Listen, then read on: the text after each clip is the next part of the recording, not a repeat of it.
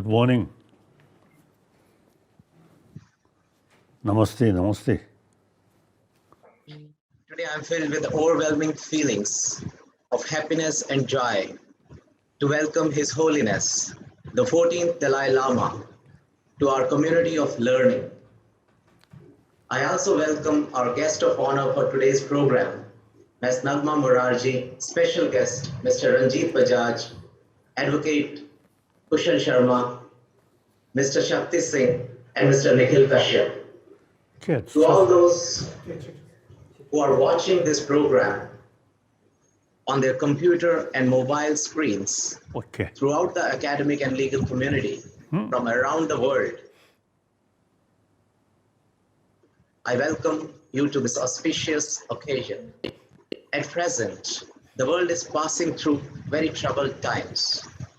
On the one hand, this disease called COVID-19 has taken the lives of so many people worldwide, and on the other hand, our lives have come to a standstill in a way hitherto unknown and unimaginable. So many people have lost their lives, their loved ones, and their livelihood.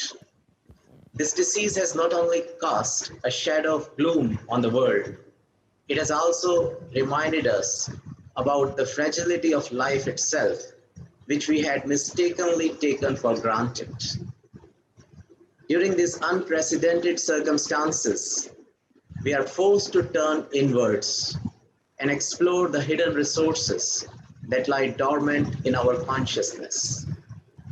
Towards this end, we seek the guidance of His Holiness as to how the eternal values of compassion and hope can steer us to redemption.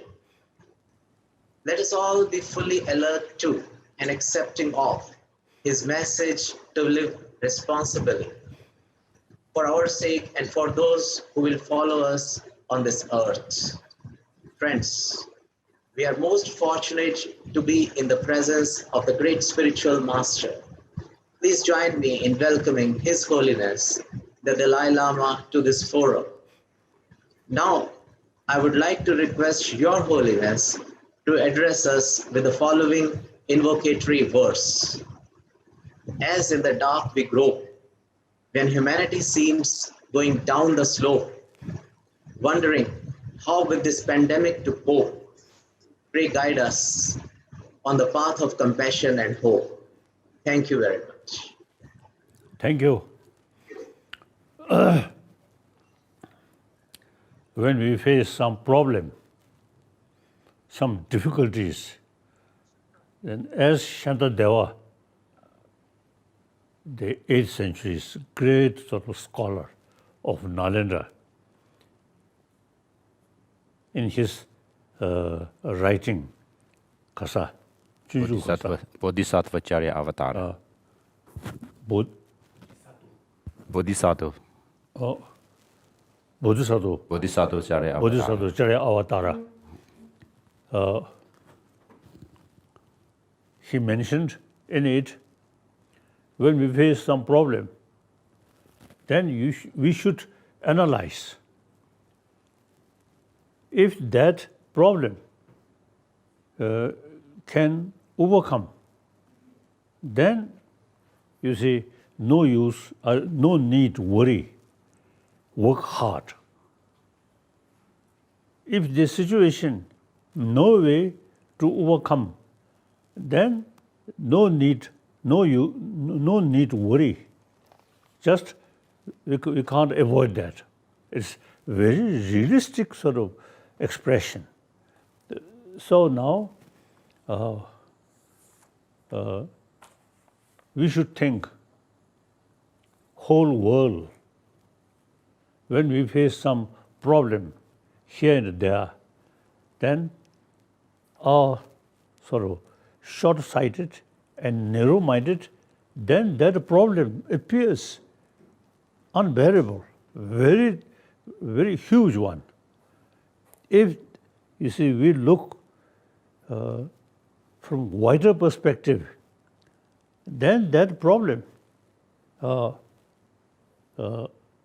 although it's a sad thing, but you see, compare the whole sort of holistic view, the small. Now, according the great Indian also masters in ancient time, you see, they mentioned the several galaxies. Even in galaxies, there is beginning, there is end.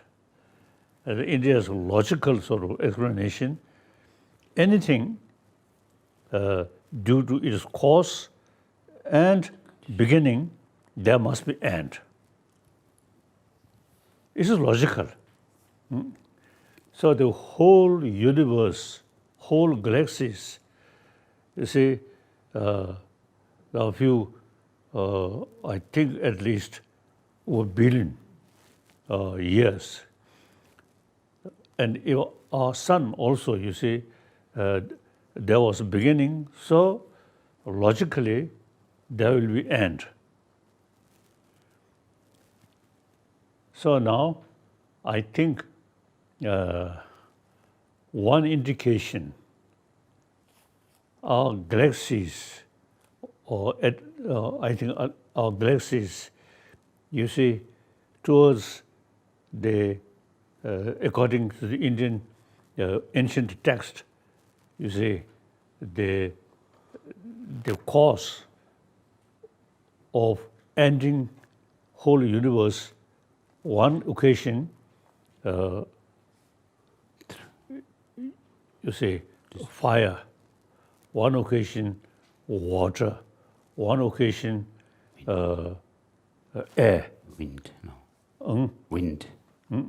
Wind. So now, our time, they end with fire. So that's already mentioned in ancient Indian literature. Now I think scientifically there are indications global warming. This is the indication. Now we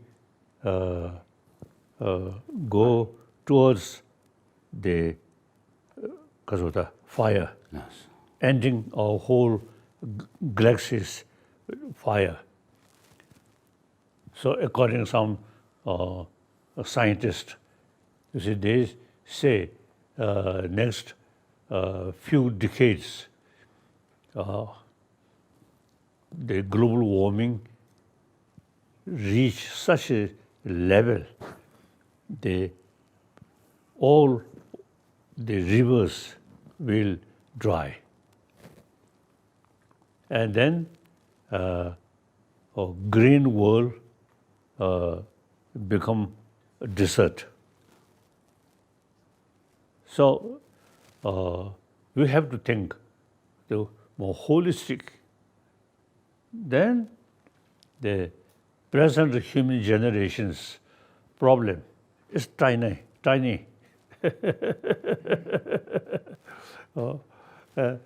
Like this illness, very sad.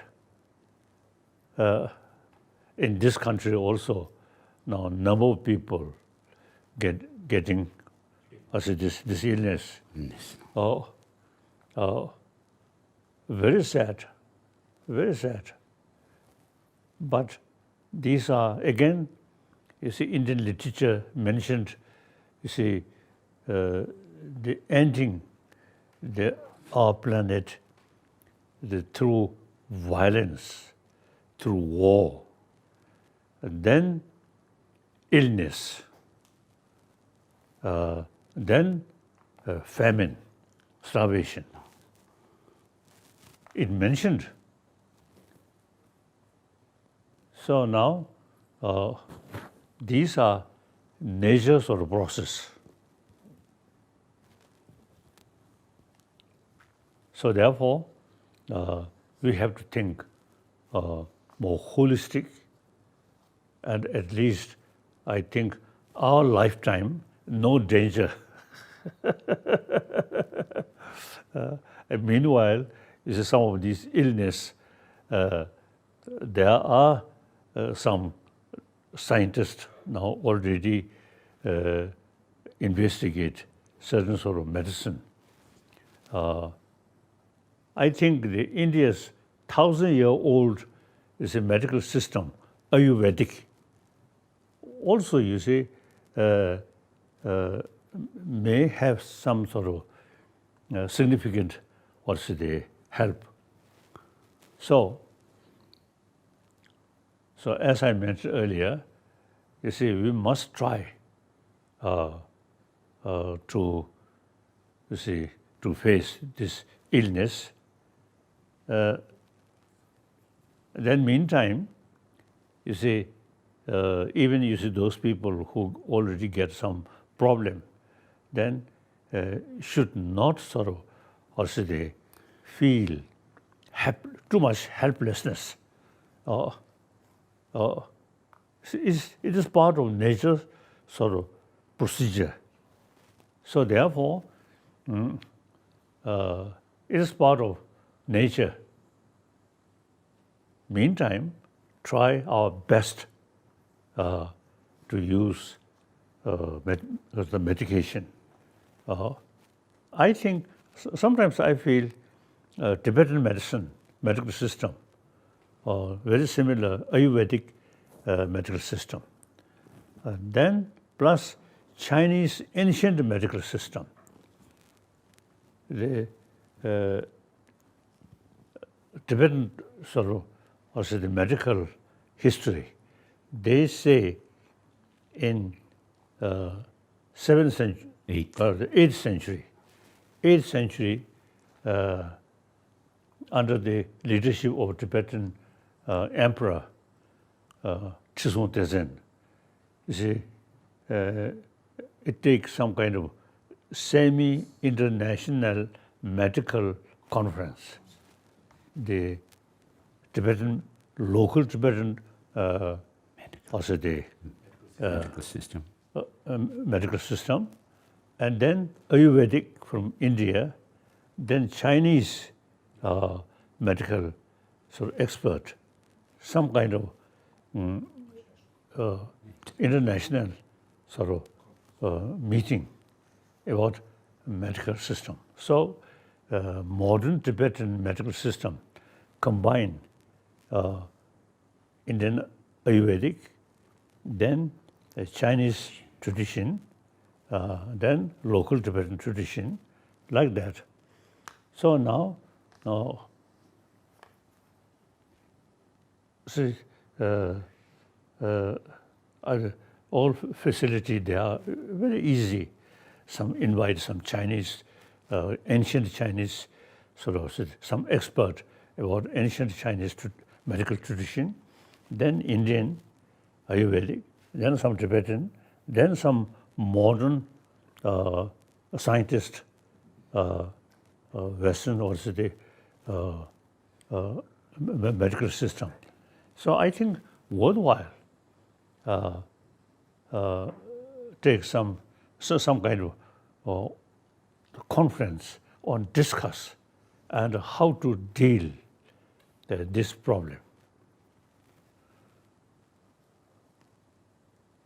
So then we have to, as I mentioned earlier, we try our best to tackle this problem. In spite of that, still overwhelming, then should not feel too much anxiety, too much worry. As I mentioned earlier, whole world eventually disappear. So humanity on this planet eventually disappear. So these are maybe some sort of indication of beginning. So as I mentioned earlier, a certain problem you can't avoid, then no need too much worry. Day-to-day life, year by year, we should be honest, truthful.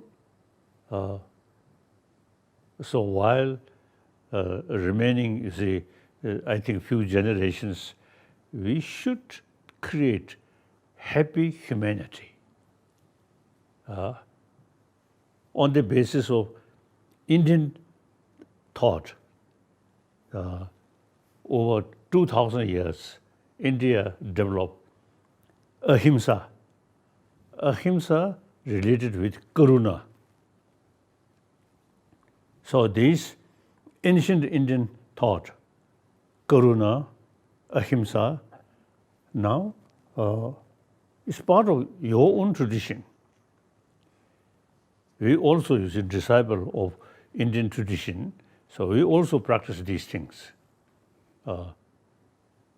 So therefore, now we should develop our world more compassionate human society.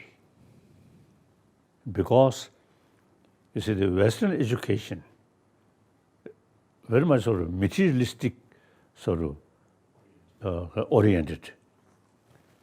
In West, you see, when some mental problem, emotional problem, they only, you see, recite God, God, God. So that's also useful. The feeling of God keeps their hope. So those people from the West, whenever they find some desperate situation, their first expression is God, God, God. Now here in this country, as I mentioned earlier, in order to develop ahimsa, karuna, and also over 1,000 years, almost 3,000 years, this country already developed, you see, shamatha, meditation, single-pointed meditation, and also vipassana, analytical meditation. So ancient Indian literature, also tradition, the Hindu tradition, Sangha tradition, and then Jain tradition, and Buddhist tradition, we all, you see, have the tradition, meditation. Through meditation, try to increase our mind, peaceful mind, then karuna, and then analytical meditation, analyze, everything analyze. So now modern time, when we face certain problem, I feel we should use ancient Indian tradition. Usually I sort of mentioning the hygiene of physical, the modern sort of medical system, very good. But hygiene of emotion, only in Indian tradition, hygiene of emotion. In order to carry hygiene of emotion, you should know the whole system of emotion. So that is a unique thing about India's culture. So now world need these ancient Indian knowledge about our mind, about our emotion, then how to tackle this emotion. And India's one, I think, great tradition is secular. Although these information come from religious text, but itself the subject of academic subject or subject of healing our emotion. So therefore, you see, India, according in India's secular way, and consider these are academic subject, not religious subject. Although all these information come from religious text, but we should take these academic subject. like that. So I often, you see, telling, expressing the India, very rich, in ancient time, very rich knowledge about our mind, about our emotion. As I mentioned earlier, ahimsa, karuna. So India have the opportunity and ability to combine modern education and ancient Indian education or knowledge about inner world. Western modern education about material, external thing. Ancient Indian knowledge about our inner world. So therefore, now time come, our Indian brothers, sisters should pay more attention about 1,000-year-old India's sort of knowledge, now how to tackle our emotion, how to develop peace of mind, like that. So many, as I already mentioned, many spiritual tradition, and then later Buddhism.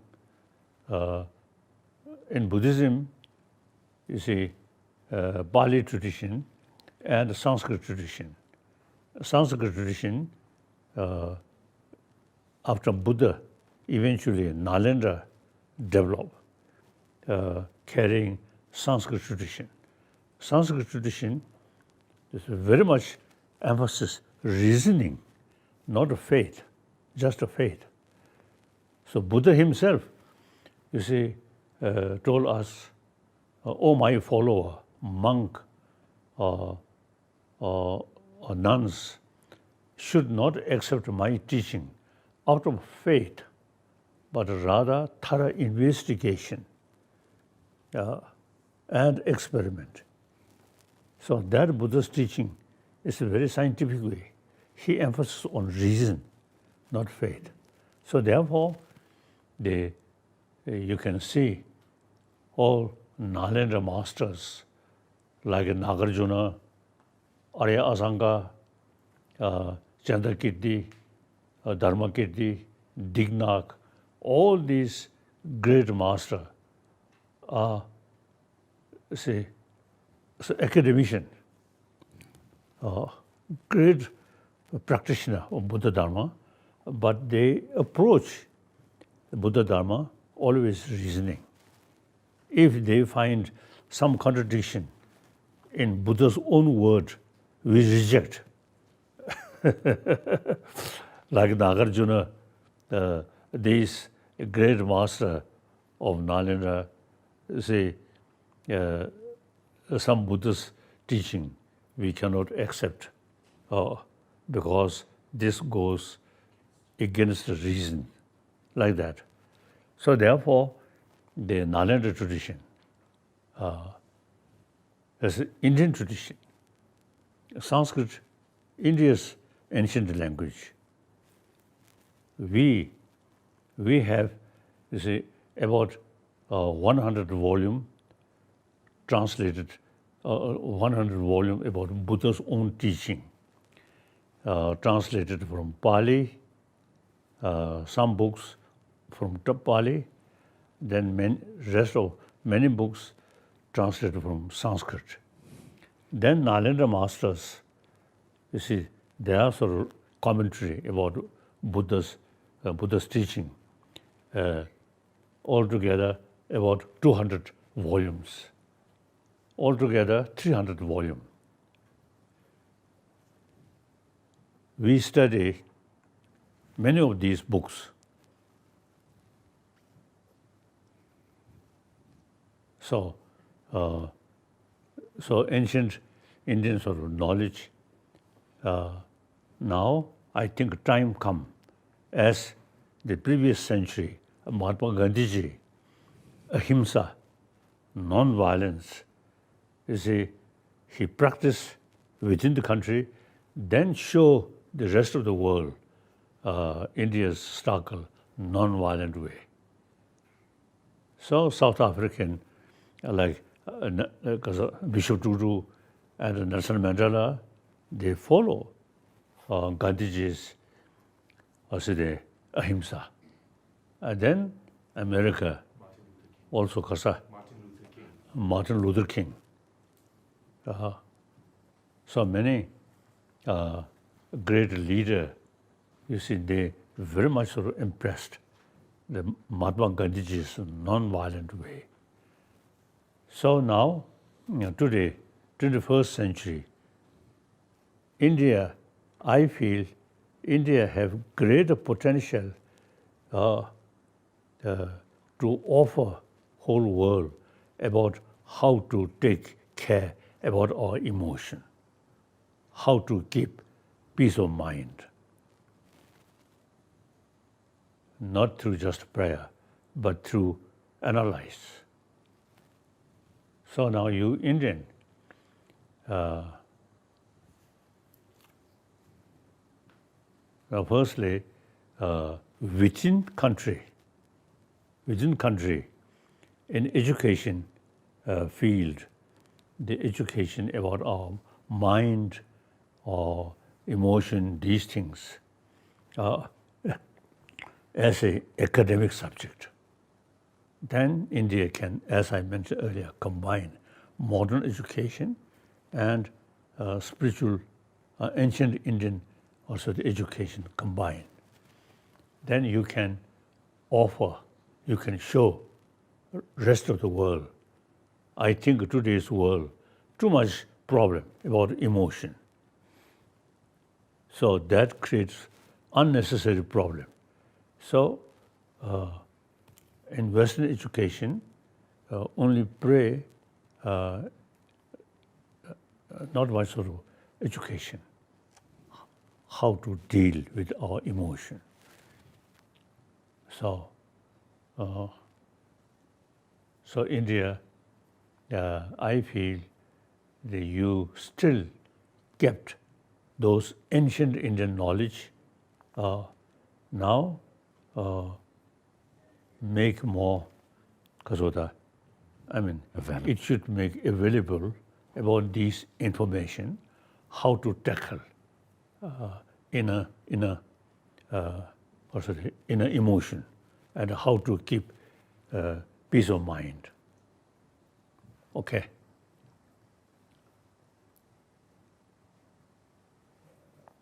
So I spent over now 60 years. No.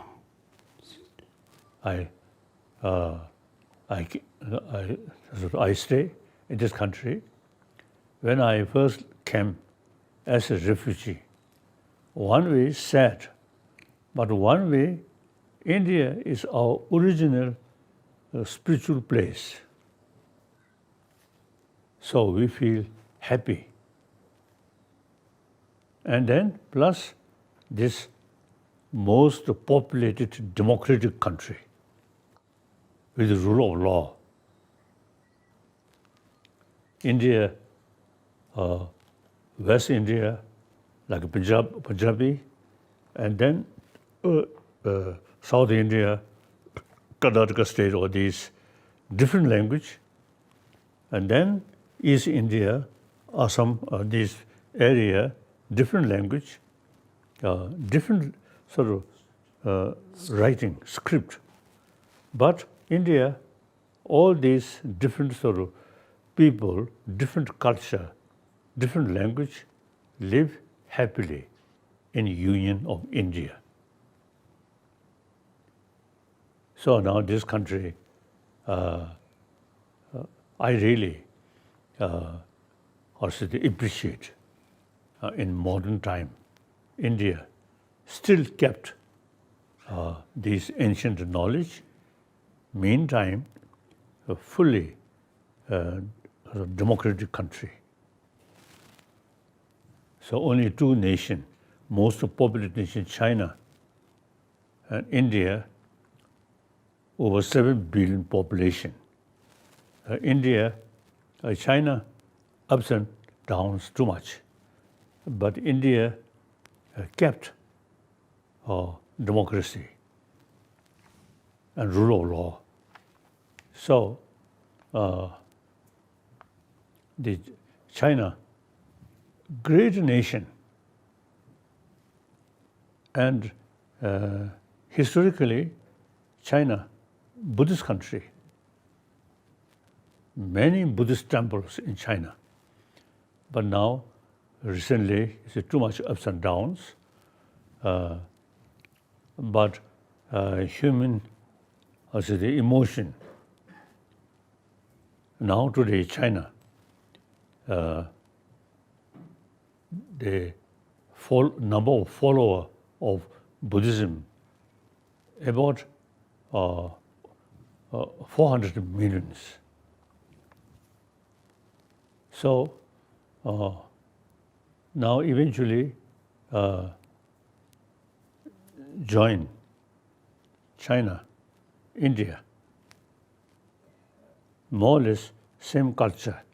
So I think we can make a significant contribution regarding peace of the world. Firstly, peace of Asia, then peace in the Middle East, then Africa, Latin America. I always admire the spirit of European Union. And First World War, Second World War, there's too much killing among the European countries.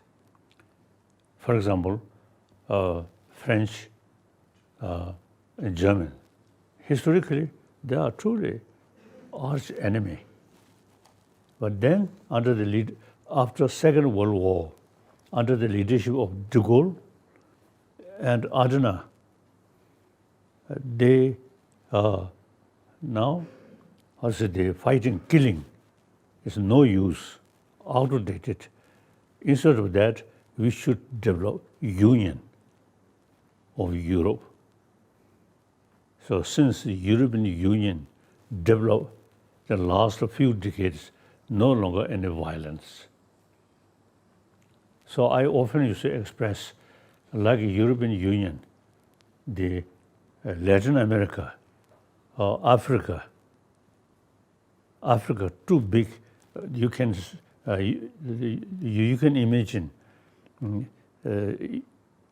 Northern African Union, East African Union, something like that. So I think we should think some kind of union. So this country already you have union. So therefore, now I usually express, I'm son of India. So I proudly express that. One occasion, few years ago, one occasion, some sort of journalist met, and one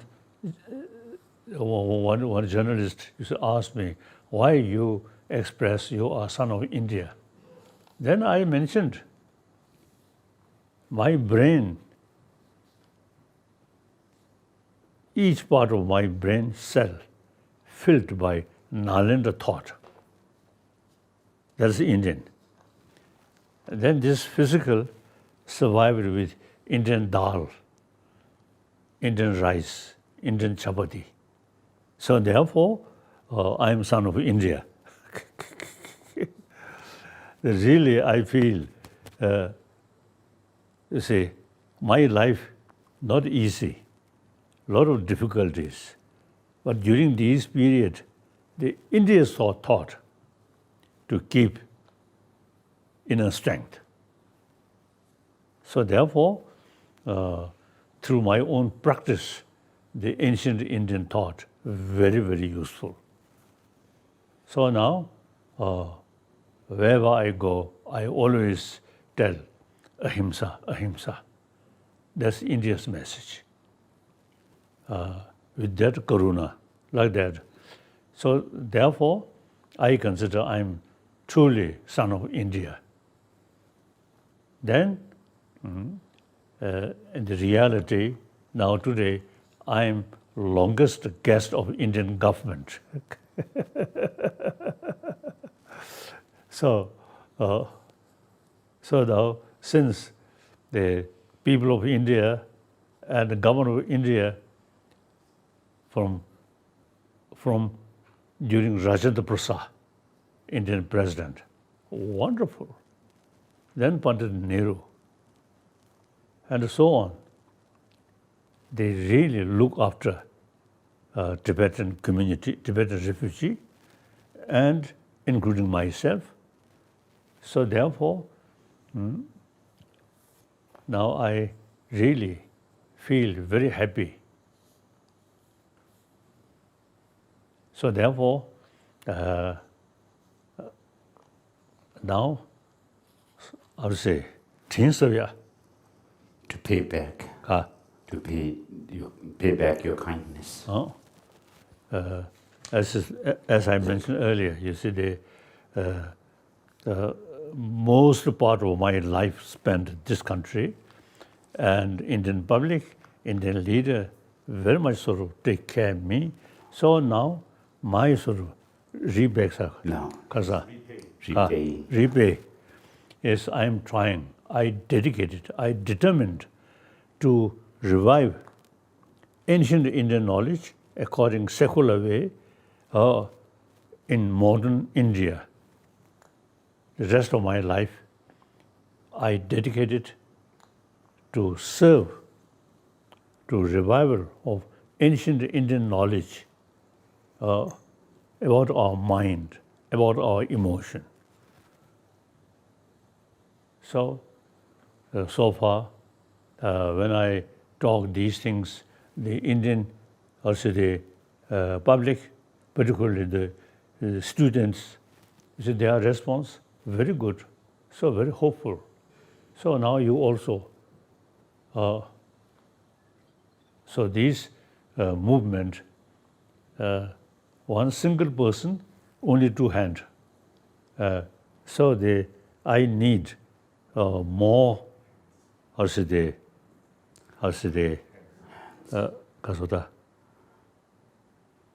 more people, you see, work or same line. Okay, now some questions.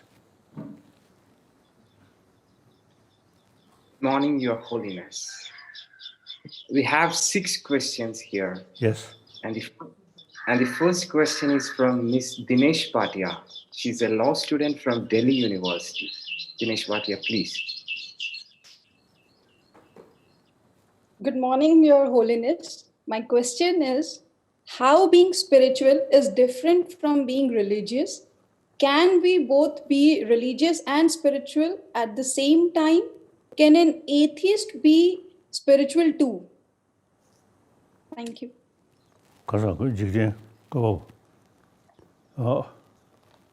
Atheist.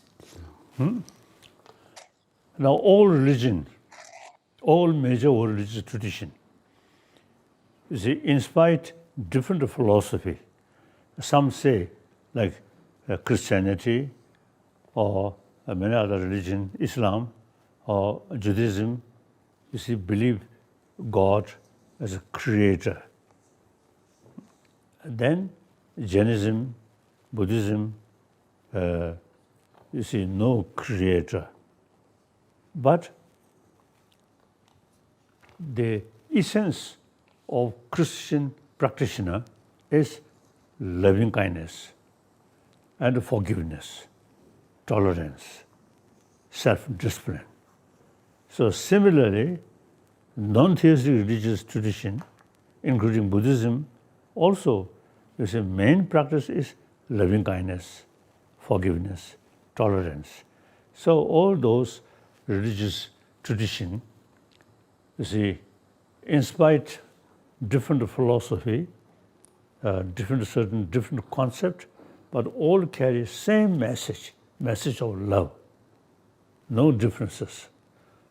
So on that base, we can develop religious harmony. I have number of friends, some Christians, some Jews, some Muslim, they are very, very sincere practitioner of compassion. Wonderful. In the philosophical field, there are differences. That's even Buddhism. Within Buddhism, firstly, non-Buddhists and Buddhists now, India, non-Buddhists, they believe Atma. Buddhists, Anatma, differences. Within Buddhism, the Chidaman, the Vivashek, Sodantik, Chidamantra, and Madhyamika, 4 different schools of thought. Within Madhyamika, Prasangika, and then Kasa, Svatantrika. Sodantika. So there are differences in the philosophical field because, you see, human being, different mental disposition. Therefore, we need different way of approach to practice compassion, loving kindness. So to some people, the theistic religion, such as Christian, wonderful. You see, we all created by God. So the God's sort of the loving kindness to us, something like father take care about children, their children, or father's children.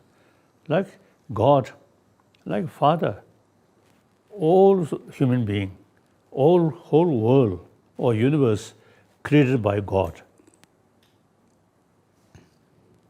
Then, according to Christian tradition, Jesus Christ, like our Father. So we all children of that same Father. So that very powerful sort of also the teaching. Similarly, Muslim, Judaism, and others of tradition, all who believe God, is the same sort of also the philosophical view. Wonderful. Thank you, Your Holiness. Ka. For our second question, Ka. I'd like to invite Ms. Ashlesha Rajek.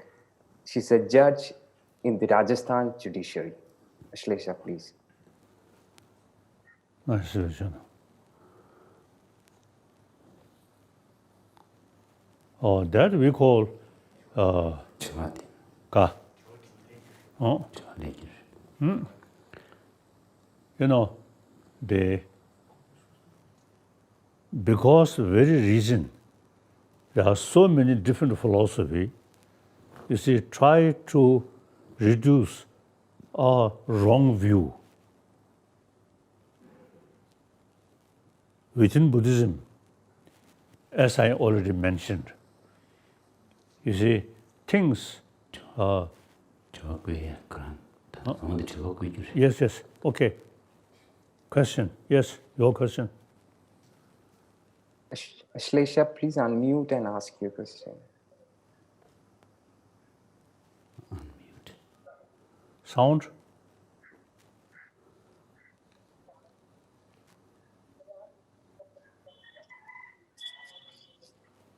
My question is,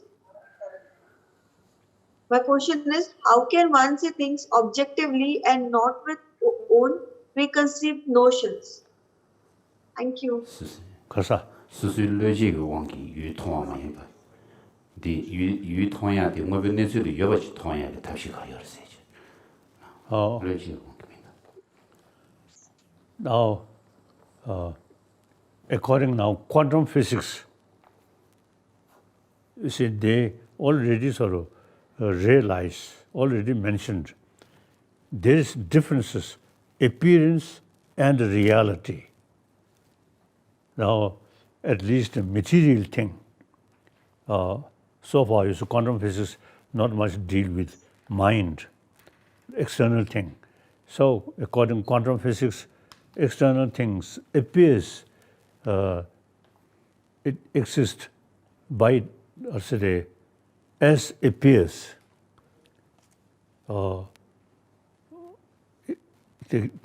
Things, exist objectively. But now quantum physicists say, there is big differences, appearance and reality. Appearance objectively exists, but investigate, nothing we can find as appears. So then quantum physicists, some say that ultimately all are mental creation. Nothing exists objectively. So that's quite similar. India's ancient philosophical view, and particularly Buddhism, nothing exists as appears. So now they appear from things exist by objectively. That appearance is wrong. So if we believe things exist as appears, that's ignorance. It's quite clear. The things objectively exist, then grasping, or good or bad, so then too much the emotion, grasping, oh, this is good, this is bad, all from objectively exist. Then now some philosopher or some scientist, now they say nothing exists objectively.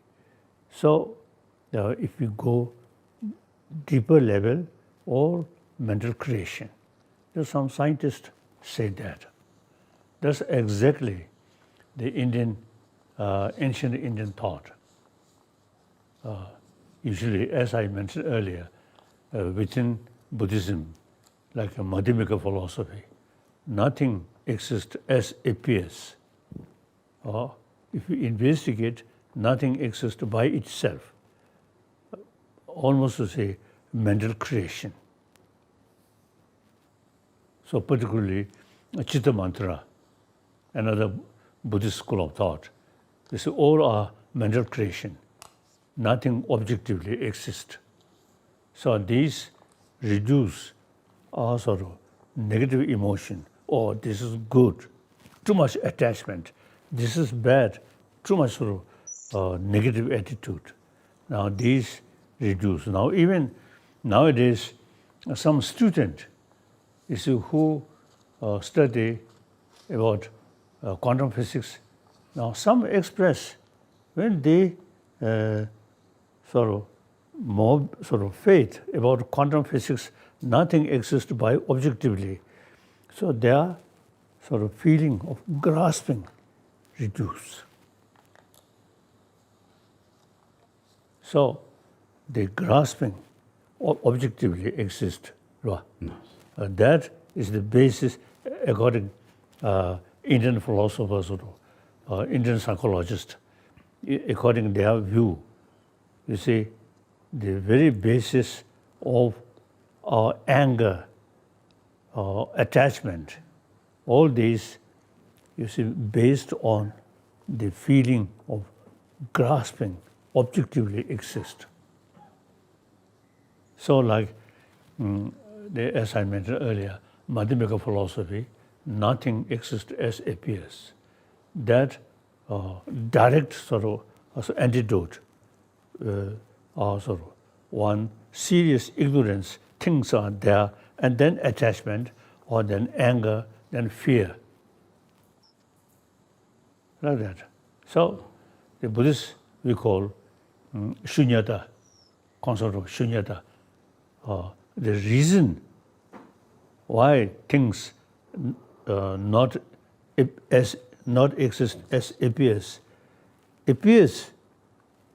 objectively.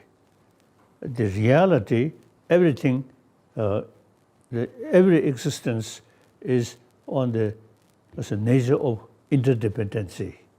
Dependent, nothing independently exists.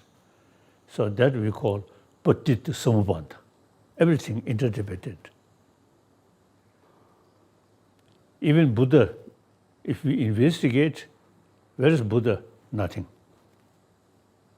Whether Buddha, also described as a Buddha, his body, his mind, his voice, no. Then beside his body, his mind, his voice, where is Buddha? No, nothing. So all these, for example, here,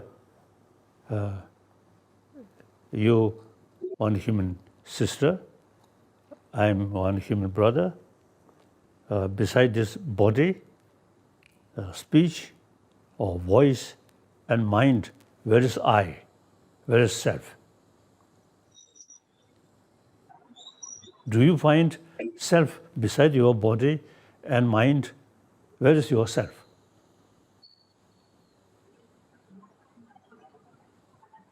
Okay.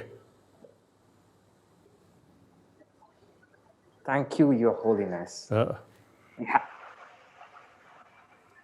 We have the third question from Dr. V.S. Mishra.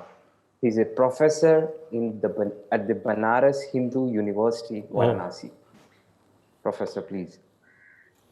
Good morning, Your Holiness. My question is, if joy and suffering is a creation of what is perceived by the five senses, then what can put humans on the path of equanimity? Thank you. 그래서 공양공부를 나면 전화를 르 조다고 거는 뒤도 소원을 겨워이나 소 땅염을 선내버 지나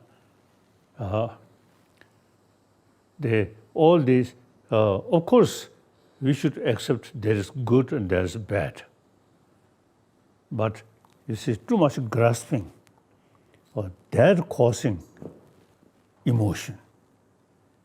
Just sort of also recognize, yes, there are good things, there are bad things.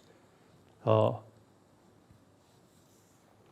sort of way of our sort of looking everything, good and bad, everything as sort of appear objectively exist. You see, that become basis of all our emotions. So the antidote of that kind of emotion, we should know the ultimate reality of things. So there is big differences, appearance and reality.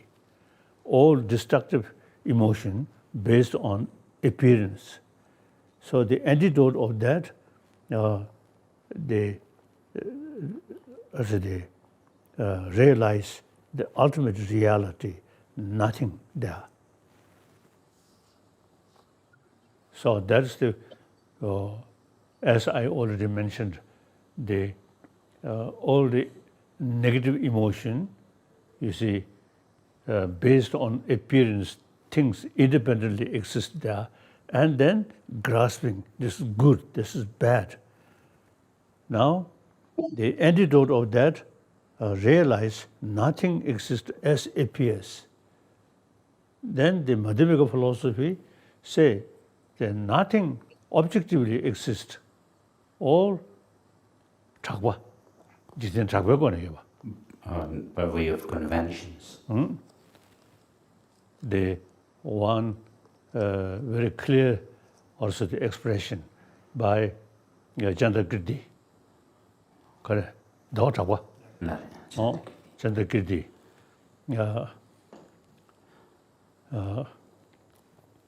Direta. Tenam shingde namje shebe namdu yuwa mayin shing. Tele shandu yuwa jikden chakwa ko nahi ba yins. So, Master Chandrakirti says in his Madhyamaka Avatara that when you do analysis of things, like doing an analysis of a chariot in 7 ways, you'll not find anything that you can pinpoint as being the chariot, for example. And so how do things then exist if you're not able to find through analysis? And then he says that things are renowned, exist by way of being renowned in the worldly convention. If things exist as appears, then the Arya Deve, any kasa. 다가다 박배 냠샤 고부 지규타와. 그래도 박배 냠샤기 처음에 인루 가라 이미 제거로 봐. 에고 그게 랑생이 주고시 여배이나 아니 박배 냠샤시 사이즈는 많이 그돌 아니 이거 그 가서 그게 다 뭐로 그게 랑문에 주고지나 박배 냠샤기 가면 타 강도에 못 주고시 세인 거로 봐. 아니 박배 냠샤 고부 지규타와. 그래서 생이 땡겨는 될고 오분지고 칠 동니 오분지고 요요는 되냐지면 드신 거예요. 엔디슈고데 관심 오분보다 남자는 뒤니 다제 뭘 추르도 나님의 디시지든지 타냐잖아 나버셔면서 디 쉬우지 서부르샤 내리 인자스 검제고 뒤털어. And then Master Chandakirti also says in the Madhyamaka Avatara that if things were to have any kind of objective, independent existence in and of themselves, then there would be some logical fallacies that you would have to face.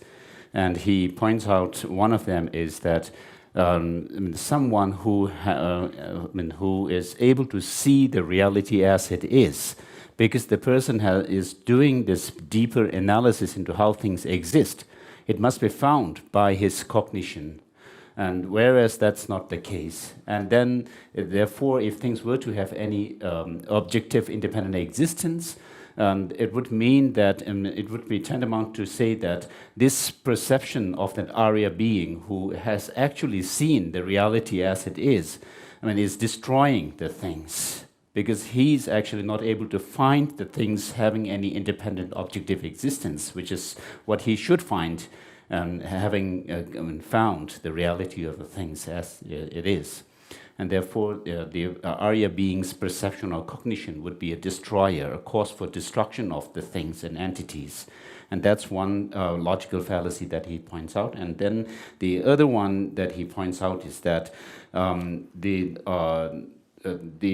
conventional reality of things, the conventional truth would be able to withstand the ultimate analysis into how things exist. And that's also not the case. So now here, I also use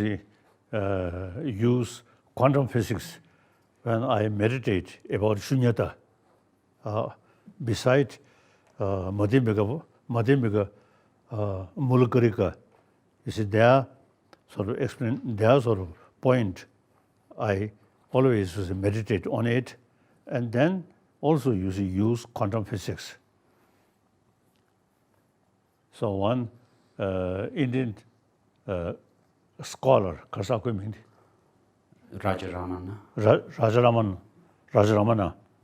you see, he once told me, quantum physics in the West, something new. In this country, over 2,500 years already developed quantum physics. Then he recites few verses of Nagarjuna. So nothing exists as appears. So that is the antidote of our negative emotion. Negative emotion creates restless our mind. So all destructive emotion based on also the unrealistic sort of emotion, right? So the philosophy or theory, emptiness, very useful.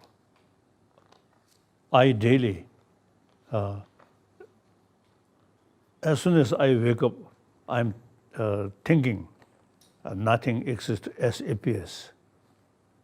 Then combined with altruism, the rest of the sentient being who suffer due to destructive emotion. Once we realize that, the karuna automatically come.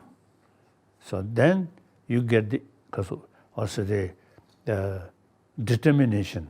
I must serve as much as I can to clear To clear away all these negative emotion. So now these, although come from Buddhist text, but we should use this as a sort of the realistic attitude. Whether non-believer or non-Buddhist, your faith is personal matter. But then these philosophy, theory, is the trying to pinpoint the reality.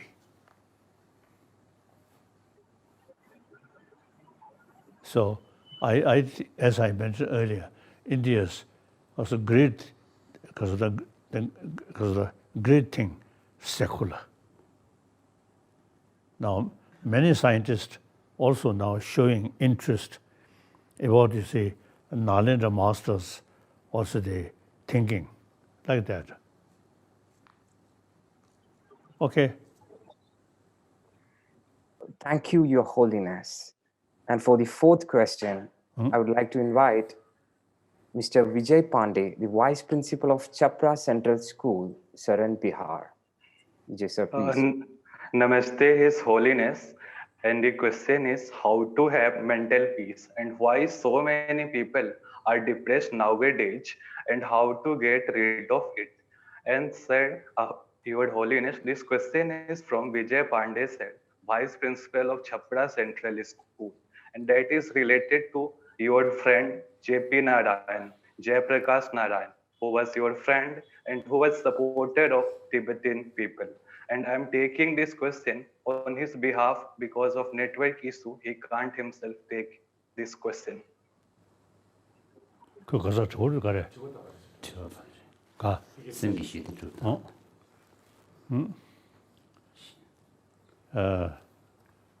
When you mentioned the name Jayaprakash Narayan, he's a great supporter and great friend of mine.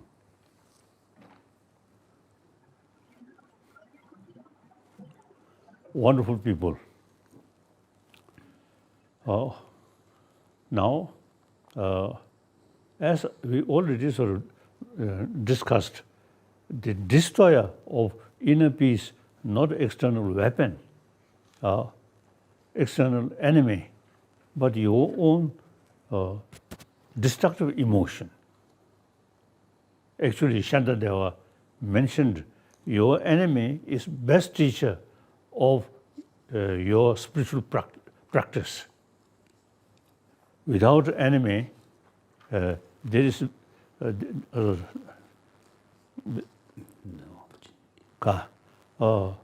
with friend, with Buddha, no basis of practice of patience, tolerance. So tolerance and patience practice only develop when we met enemy or person who criticize you, then that's the opportunity to practice patience, tolerance. So enemy is your best teacher. It mentioned that. So I think we can, I can say all negative emotion very narrow-minded and one-sided. And like compassion or tolerance, these practice based on reason. So all negative emotion, no sound basis, just ignorance, short-sighted. All the positive emotion based on reason. So that really give us real hope. All negative emotion, no matter how powerful, but actually based on wrong view and ignorance.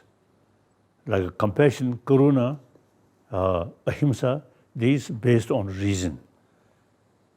So anything which based on reason, we can meditate, and analytical meditation, vipassana, so we can increase. Anger or fear, just to come. We cannot meditate on anger. We cannot meditate on fear. These are just the emotion based on appearances, short-sighted, like that. Okay. Thank you, Your Holiness. Your Holiness, we have the 5 questions here. And for the question, Professor Gupta, sir, please. Your Holiness, my question to you is, according to your learning in life, like how do you think we should transfer our present education system?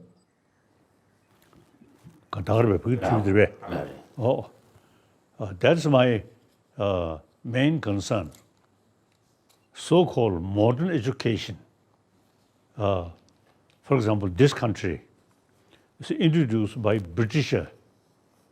So the modern education always oriented about material value, or not much talk about our emotion, about our inner world. So now education, modern education, should, at least in this country, firstly, this country, in education field, should include the education about our mind, about our emotion, then how to deal this emotion. We should take as a part of education, not a religion.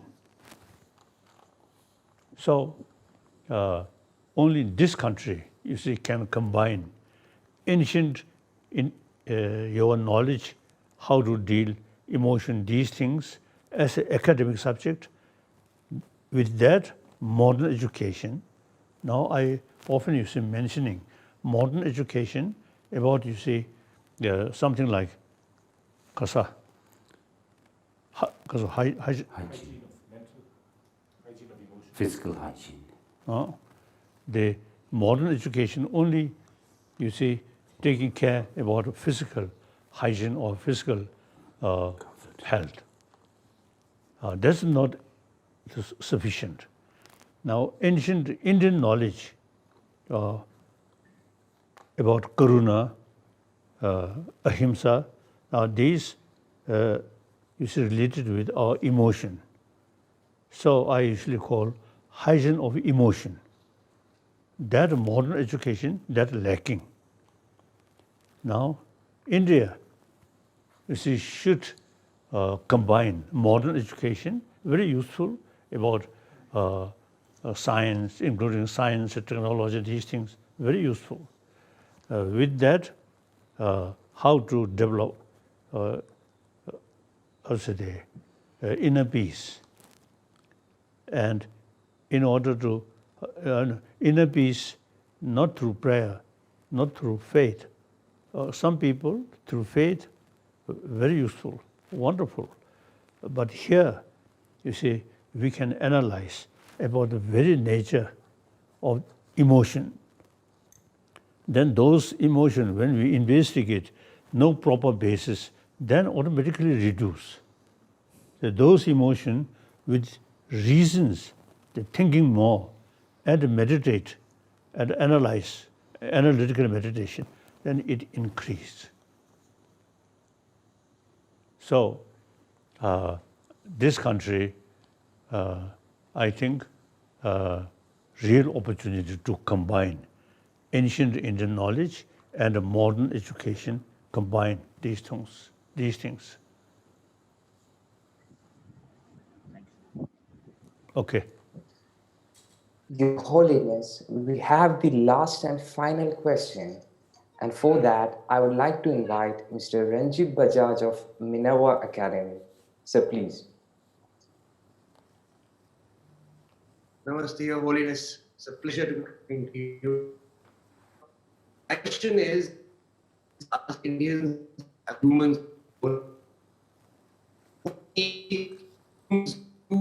individuals to make life better for the coming generations as a whole?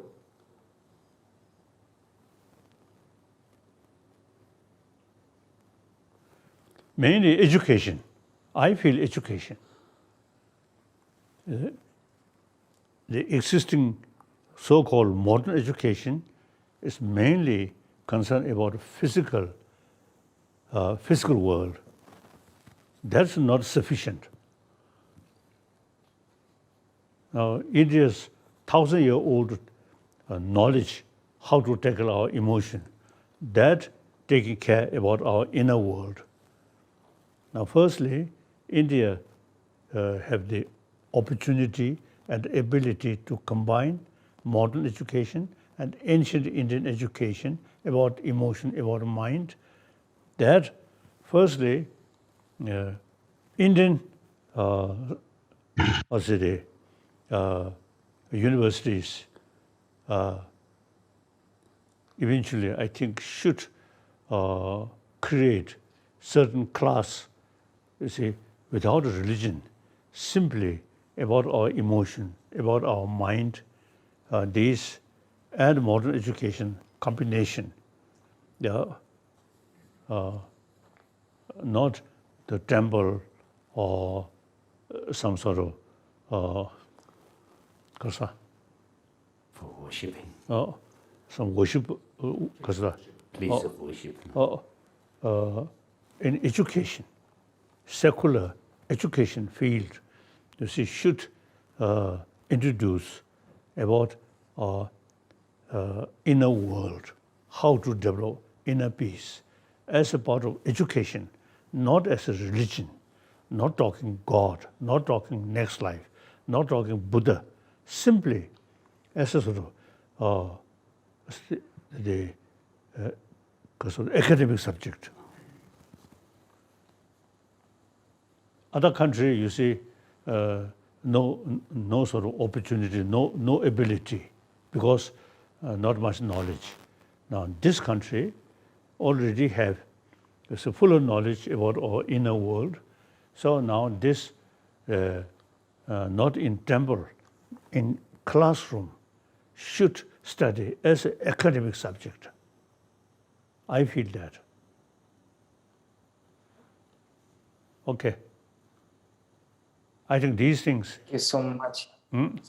These things, I think, like some of your universities, start some sort of program as an experiment.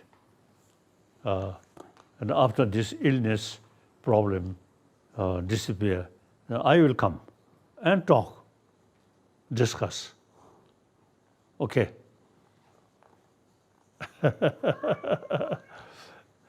Then actually, you see, these no other alternative. There are problem. Humanity, you see, a lot of problem, our own creation. So nobody want a problem, but many problem, our own creation.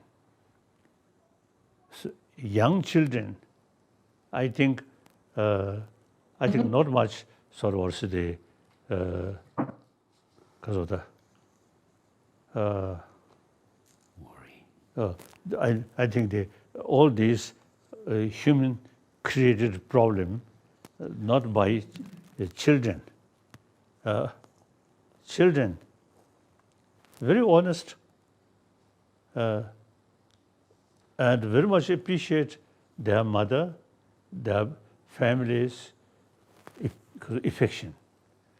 So children themselves always feel much happier, smile, play.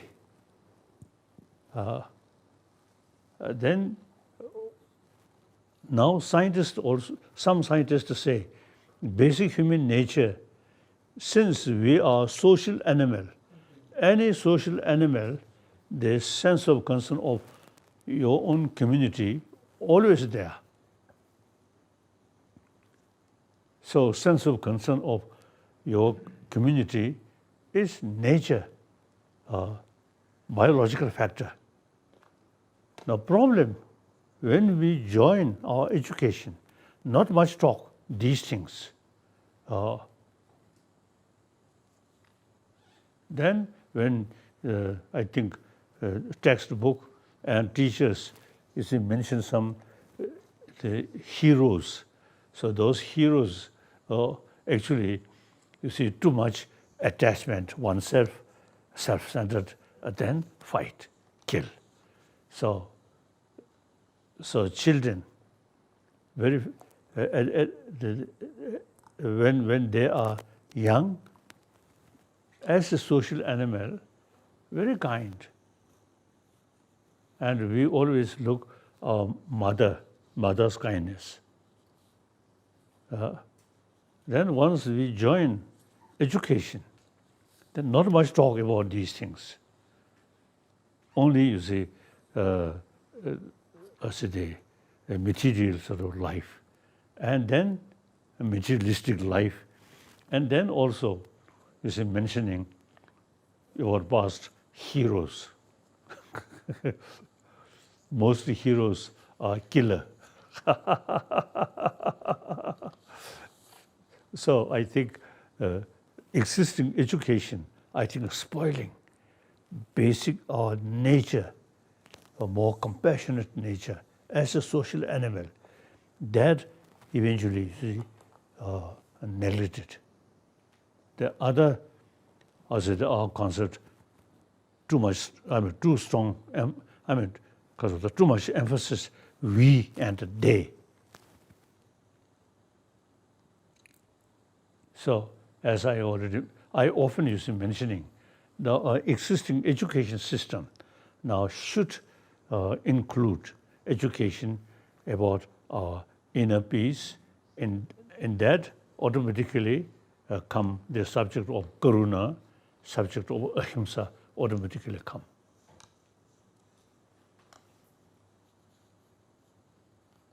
So firstly, as I mentioned earlier, see, in this country, some university or some school should introduce such sort of lesson. Then eventually show rest of the world through education how to develop peace of mind.